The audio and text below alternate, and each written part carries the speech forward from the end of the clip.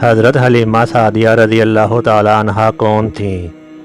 Video شروع کرنے سے پہلے آپ سے گزارش ہے کہ اگر آپ نے اس چینل کو سبسکرائب نہیں کیا تو اسے سبسکرائب کر دیں اور بیل آئیکن کو دبا دیں جو کہ بالکل فری ہے۔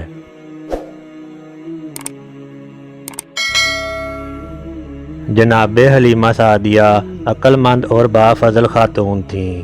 آپ کا تعلق قبیلہ بنی سعد سے تھا، اسی لیے آپ کو حلیمہ سعدیہ کہتے ہیں۔ آپ کے والد کا نام عبداللہ بن حارث اور شوہر کا نام حارث بن عبد القضہ تھا۔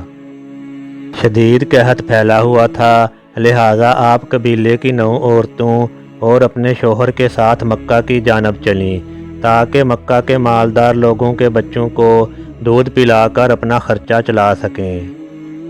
مکہ میں حضور اکرم صلی اللہ علیہ وسلم کے دادا جناب عبد المطلب سے ملاقات ہوئی۔ انہوں نے پوچھا تم کون ہو؟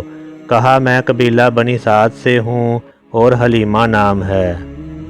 جناب عبد المطلب مسکرائے اور فرمایا واہ، 2 اچھی خصلتیں ہیں، سعادت نیکی اور حلم بردباری۔ سعادت قبیلہ بنی سعد اور حلم حلیمہ کی طرف اشارہ ہے۔ جناب عبد المطلب نے آپ کو دودھ پلانے کے لیے مقرر کیا۔ ہر عورت کو ایسا شرف حاصل نہیں ہوتا۔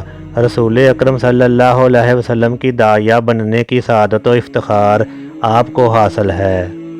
جب حضرت حلیمہ سعدیہ رضی اللہ تعالیٰ عنہا نے رسول اکرم صلی اللہ علیہ وسلم کو دودھ پلانا شروع کیا تو آپ کی زندگی میں خیر و برکت کی بارش ہونے لگی، تمام مشکلات حل ہو گئیں اور مالی حالات بھی بہتر ہو گئے۔